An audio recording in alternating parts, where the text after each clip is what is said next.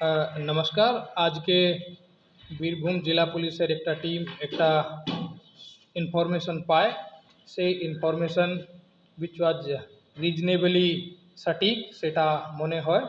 তারপরে পুলিশের টিম একটা জায়গায় ইনফরমেশন ছিল কি কোনো একটা বাড়ি মোহাম্মদ বাজার এরিয়া এলাকায় ওখানে illegal cash and gold in huge amount ওখানে ইলিগালি কনসিল করে রাখা আছে।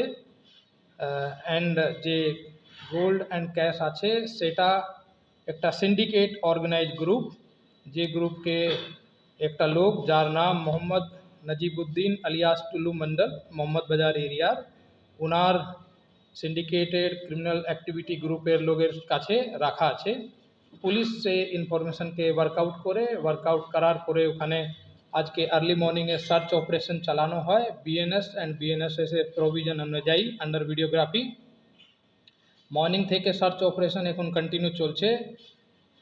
এখন অবধি যে ওখানে পাওয়া গেছে প্রায় 28.5 কোটি cash and 15 KG gold bars, এটা ওখান থেকে রিকভারি হয়েছে।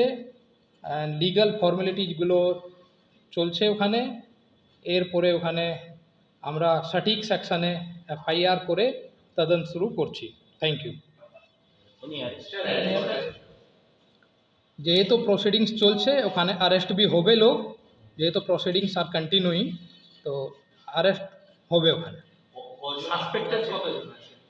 সাসপেক্টেড ওখানে আপাতত একটা লোক যার নাম আছে মোহাম্মদ মিনার মন্ডল, বাবার নাম আলাউদ্দিন মন্ডল, দেওচা মোহাম্মদ বাজারের বাসিন্দা।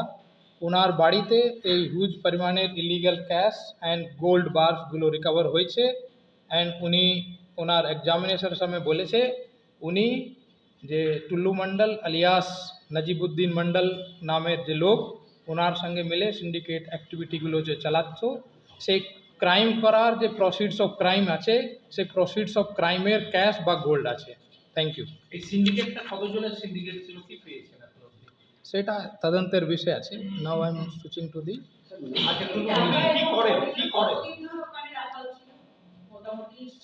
সেটা ইনভেস্টিগেশনের বিষয় আছে, তদন্ত করে সঠিক সব কিছু বের করা হবে। This much is the information can be revealed in the interest of investigation to the general public. সেটা ভেরিফাই করা হচ্ছে, তদন্ত করে দেখা হচ্ছে। আমি now I am switching to the English version.